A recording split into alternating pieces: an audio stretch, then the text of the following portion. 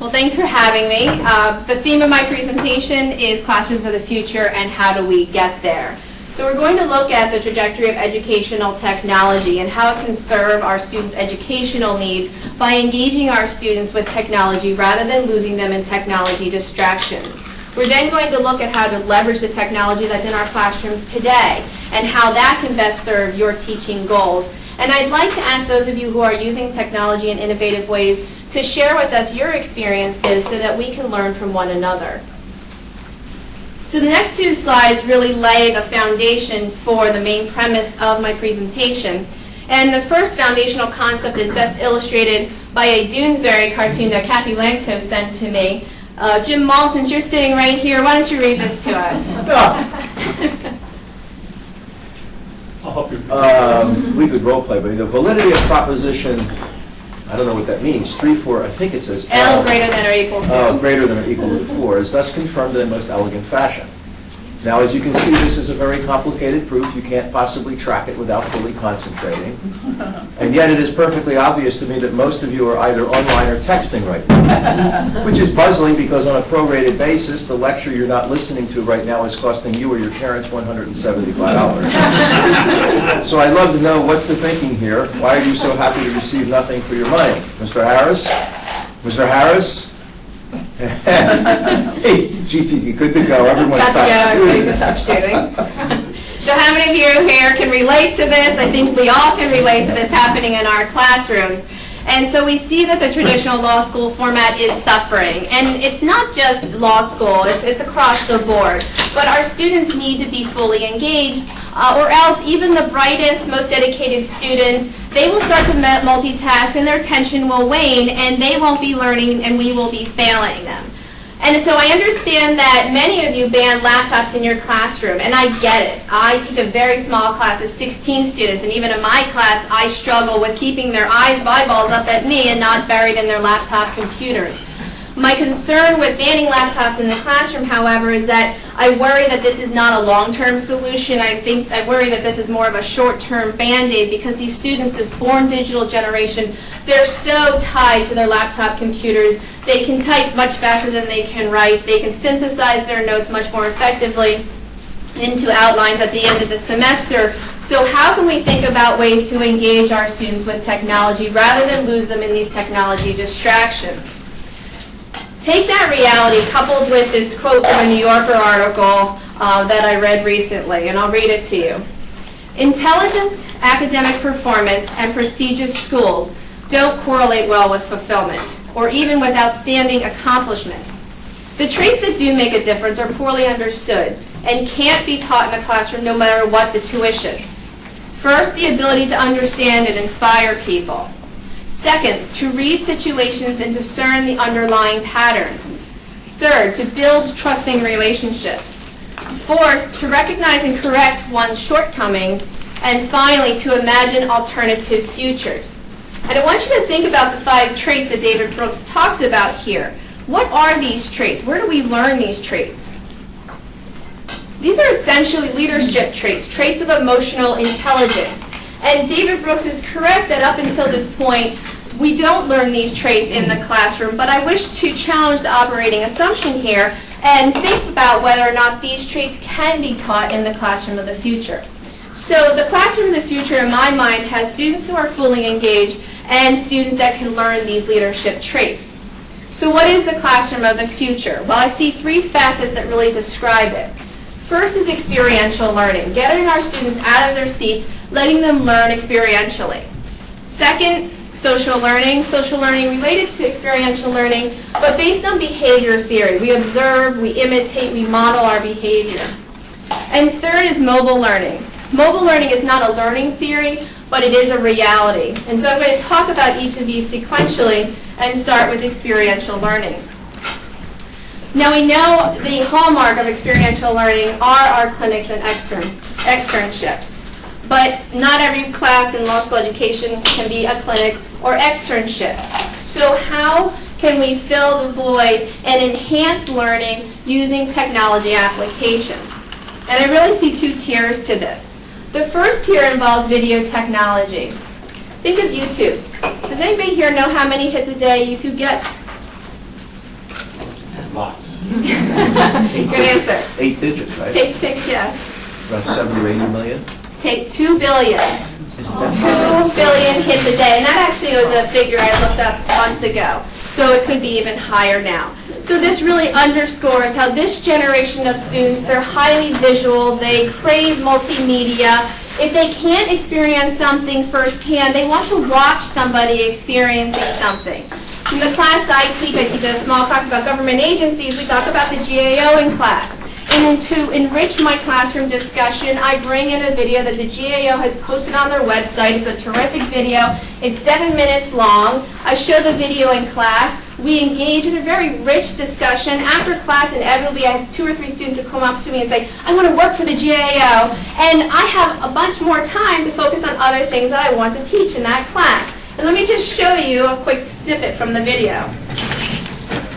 It's called the GAO, the Government Accountability Office, and it's the investigative arm of Congress. Just mentioned some of the discoveries from the GAO report show there. It's often cited as the independent source in Washington in a town of spin and The partisanship. GAO will document GAO investigations have been commissioned. And in this latest The GAO GAO exists to support the Congress in carrying out its constitutional responsibilities, both in creating legislation and crafting it, and making difficult resource trade-off decisions, and providing effective oversight to make sure our system checks them.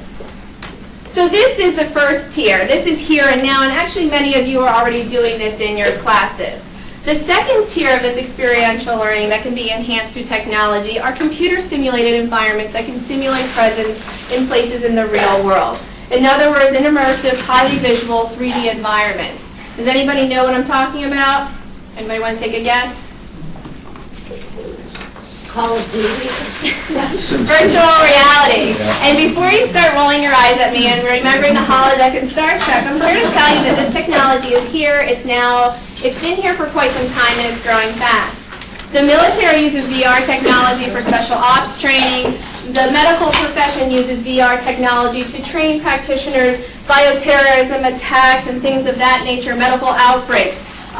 Doctors use VR technology, nursing schools use VR technology, programs use VR technology to simulate public speaking to help relieve anxiety of students with public speaking.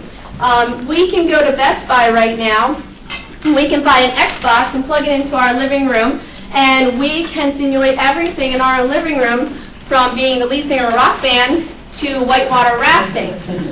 Why couldn't we use this technology to be inside of a courtroom, to be preparing a witness, to be engaging in a deposition, to be negotiating a contract, to be interviewing a client, to be speaking in front of a large audience? We can plug in Xbox technology into our classroom computers today, and I can advance a PowerPoint slide by moving my hand in the air. We no longer need interface devices to do this. But I'd like to think about the educational applications of this immersive technology. And there are 3 really particularly fascinating aspects of it that I see. First, this technology is interactive. So it's not just one person interacting with a screen. Multiple students in your class can be interacting together in this immersive environment. Second, the students can engage over and over again until they achieve the desired outcome. And nowhere do I think that technology is better than real-world experience. But this is one unique aspect of technology that I find particularly fascinating, and let me describe to you why. Let's say I'm a young professional attorney, and I just graduated law school, and I have the opportunity to engage in a contract negotiation. And I walk out of it and I say, not so great, I wish I could have done a little bit more of X, and maybe it's a legal skill I lacked, or maybe it's one of those emotional intelligence traits that we talked about, and I have this nugget of truth that I take with me. Well, let's say 3 months later, I have another contract negotiation, and I remember my first nugget, and I walk in, and I walk out again and say, golly, I could have gone a little bit better, next time I'm going to do X. And so I walk away, and I keep stacking these nuggets as I progress through my professional career. And the way I look at it, by the time I'm about ready to think about retiring, I'll have my stack pretty well put together, and I'll finally be the professional person that I want to be. What if our students had the opportunity to engage in a contract negotiation time and time again over the course of a 14-week semester. And they can walk out after 14 weeks at the age of 23 with their stack of nuggets that it took me an entire lifetime to compile. I think that's pretty fascinating. The third aspect of this that I find interesting is that you're able to simulate different roles. In my class, my students simulate testifying in front of Congress. They get one bite at the apple, and they only get to engage in the exercise from one perspective. So think about the ability to truly understand a situation. Take a look at this picture. How many of you see a young woman in her early 20s, fashionable, lovely? Raise your hand. Okay. How many of you see an old woman with a large crooked nose looking rather sad? How many see both? Just the nose. And so we all get this, right? The key to really understanding a situation is to be able to understand it from multiple perspectives. Any type of leadership training will show you can't go through life with a myopic point of view. You need to understand situations from multiple perspectives, and this technology allows students to simulate different roles. And so let me just show you a short video clip of this technology taken to the 3D immersive level. What you're going to see is a woman in a geosphere with VR goggles on, and you'll see eventually a split screen on the left side of the screen. You'll see her in the geosphere on the right side. You'll see the VR goggles and what she's seeing. Oh my God, this is so cool. I'm gonna walk around this building.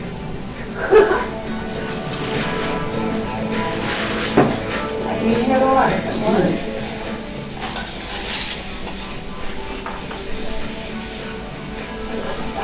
Outdoor shower, right?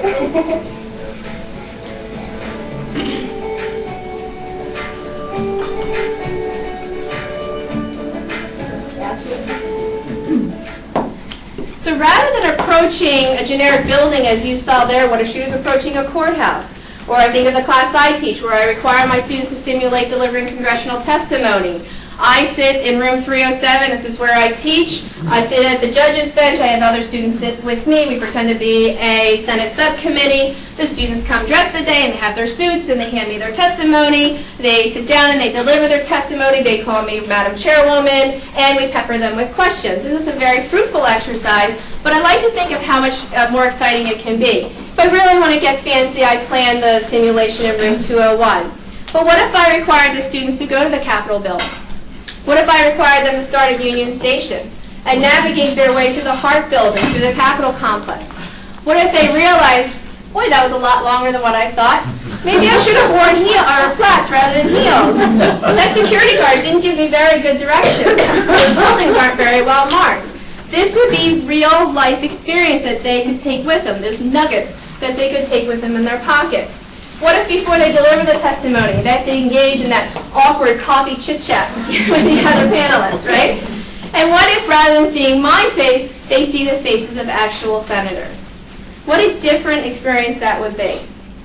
So moving on to the second aspect of classrooms of the future, social learning. And social learning is really based a lot on behavioral learning and behavioral theory. We observe certain behaviors, we imitate, and we model our behavior.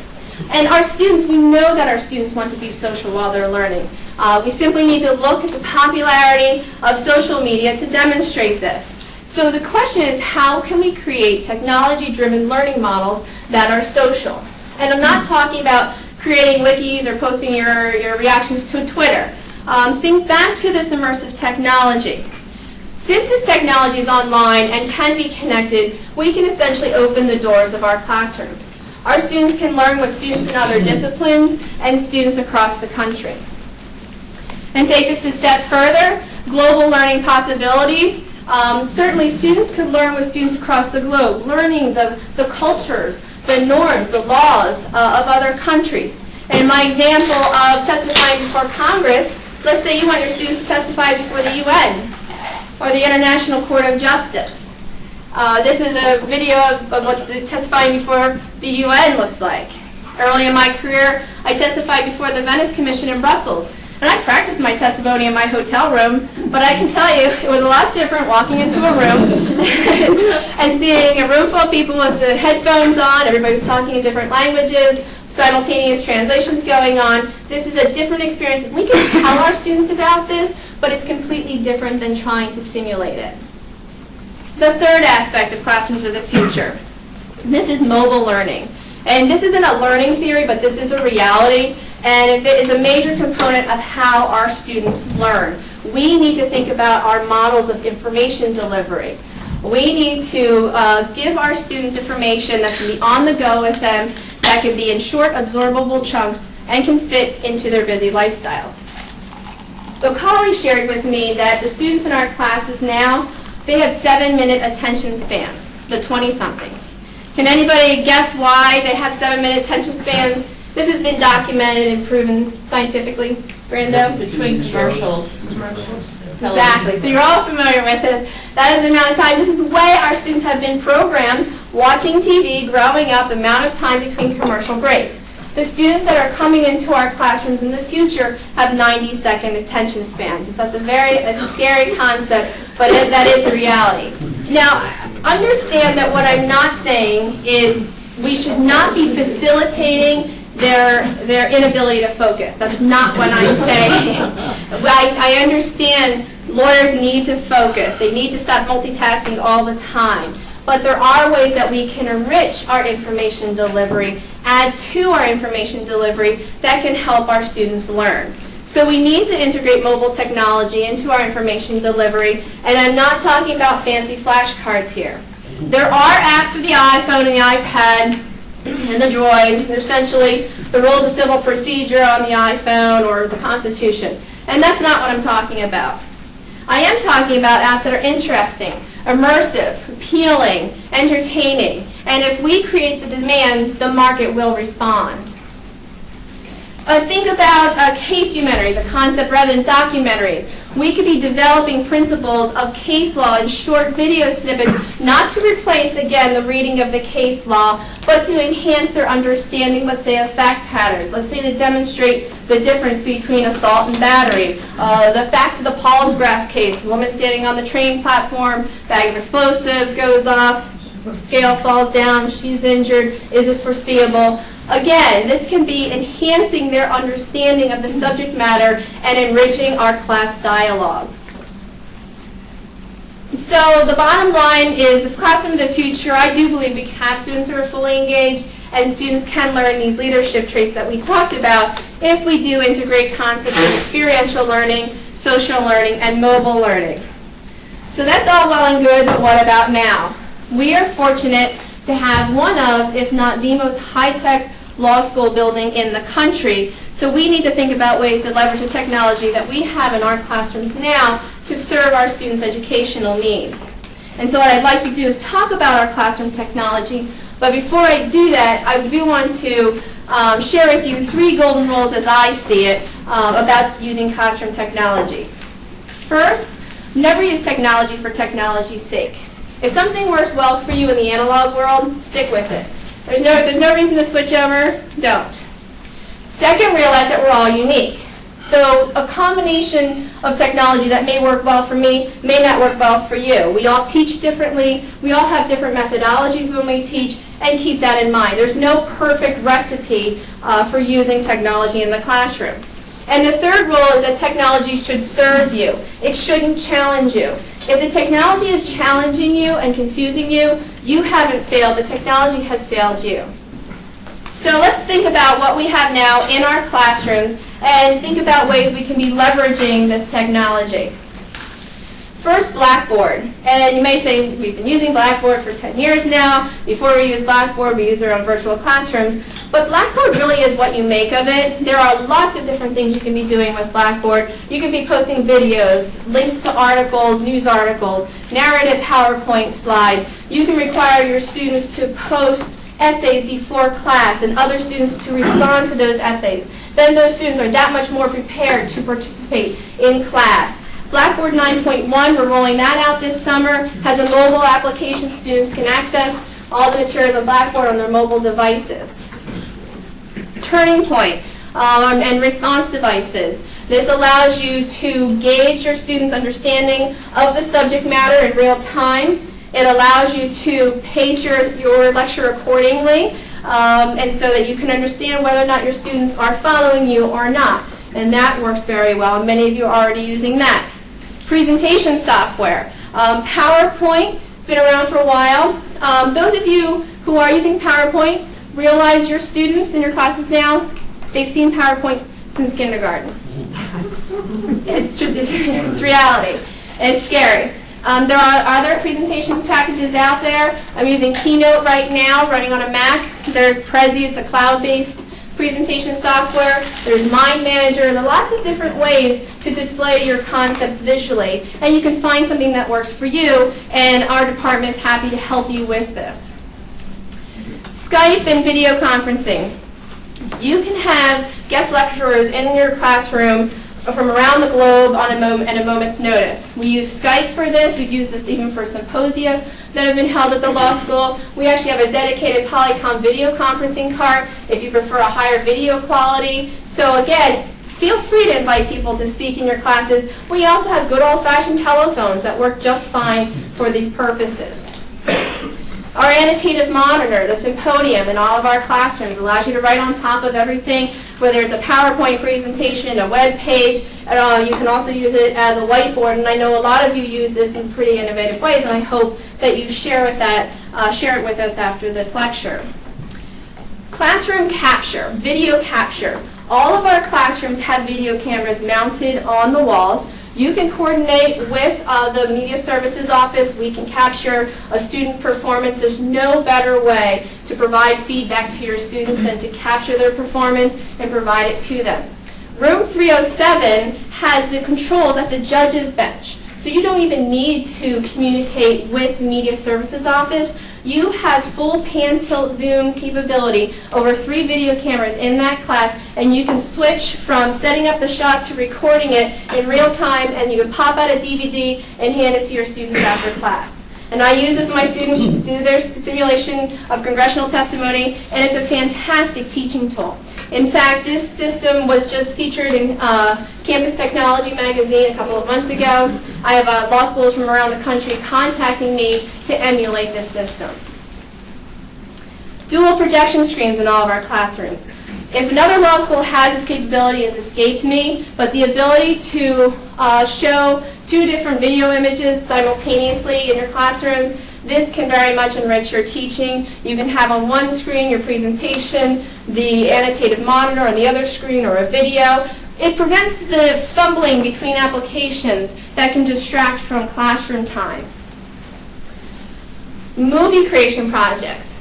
One of the projects I'm working on next semester with a professor from across campus. She teaches in the MPA program, and she teaches about government agencies. It's nice to have the cross-pollination of ideas, and we're going to have our students create a video together. I'm going to help them with the technology piece of it. I'm not going to burden them with that. But we want them to storyboard a video of how would you describe to the public why our agency is important, how are rules promulgated.